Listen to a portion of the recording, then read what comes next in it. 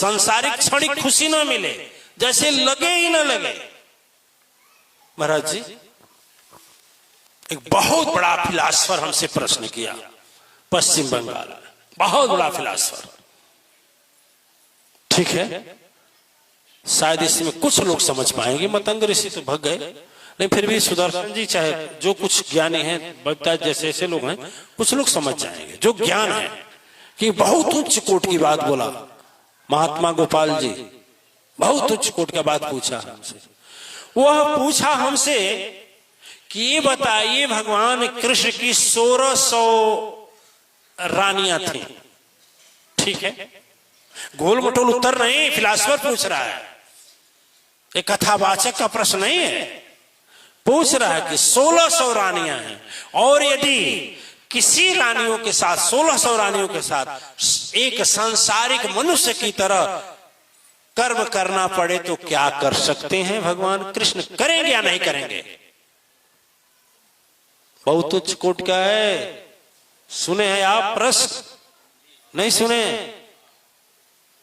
वो ये भी नहीं किया, लाक्षण भी नहीं लगाया, और उन्हें अच्छा भी नहीं बनाया, हमसे पूछ रहा है करेंगे कि नहीं करेंगे।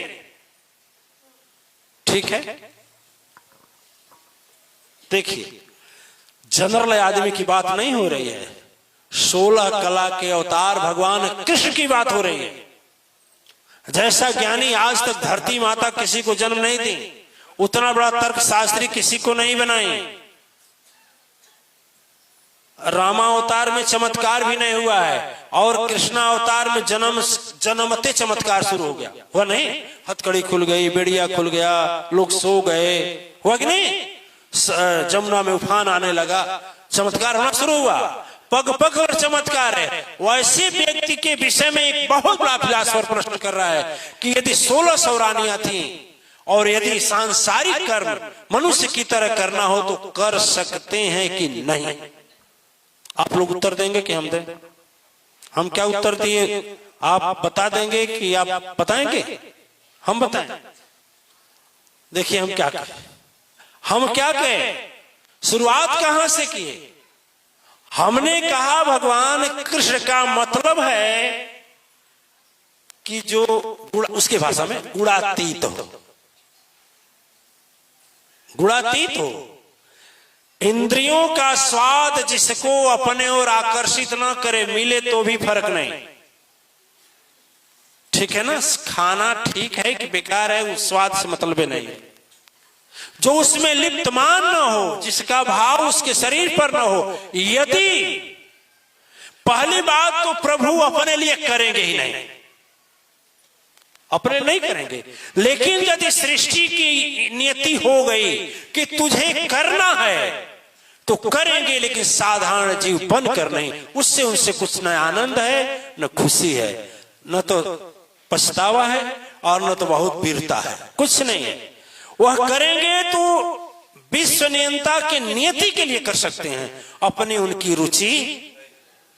करेक्ट? उत्तर समझ में आ गया? उत्तर समझ में आ गया? समझ में आया? जो उच्च कोट के उस शिखर पर चल गए हैं, उन्हें वासना से मतलब नहीं है, उन्हें साधना से मतलब है। आपको देखने से वासना लग रहा है, लेकिन वह नहीं है, उससे लिप्त है, प्रभाव नहीं करेगा, एकदम प्रभावकारी होगा ही नहीं।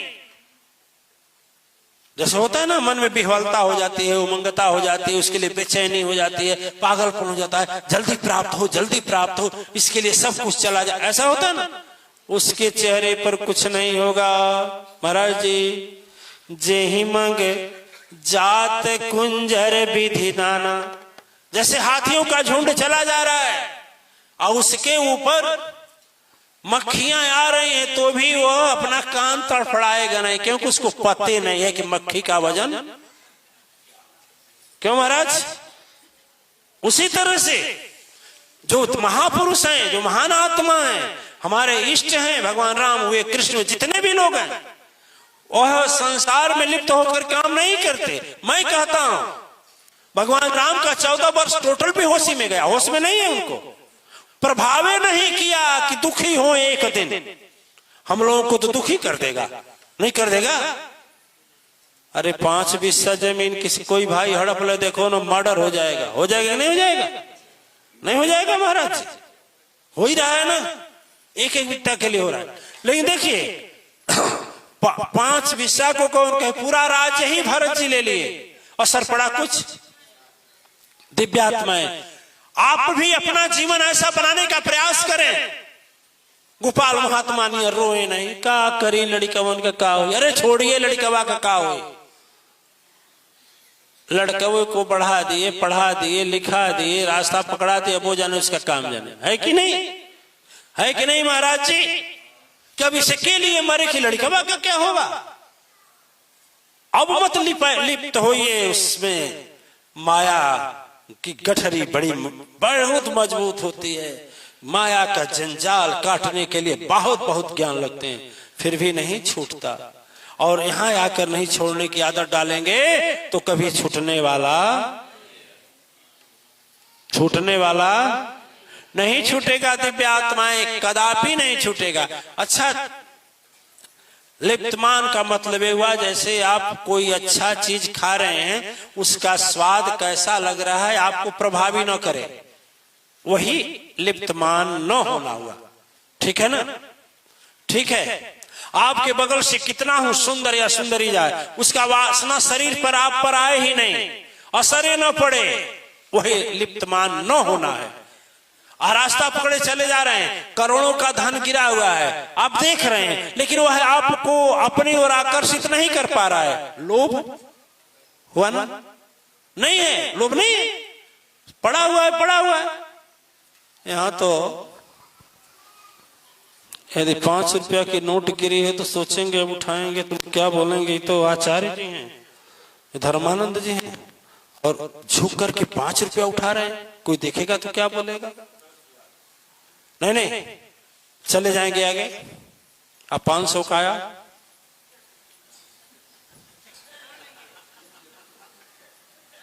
जरूर देखेंगे कोई या नहीं रहे, अगल बगल नहीं। अच्छा मान लीजिए बहुत करे, आगे चल दिए और 500 की एक गड्डी पड़ी गई, क्या करेंगे? फट से मोटरसाइकिल रोक करके रुपये पर पैर रखेंगे, ऐसे उतरेंगे। बोलिए बदला नहीं मन? जैसे धन बढ़ा, लोभ आ गया कि नहीं बढ़ता गया कि नहीं बढ़ता गया?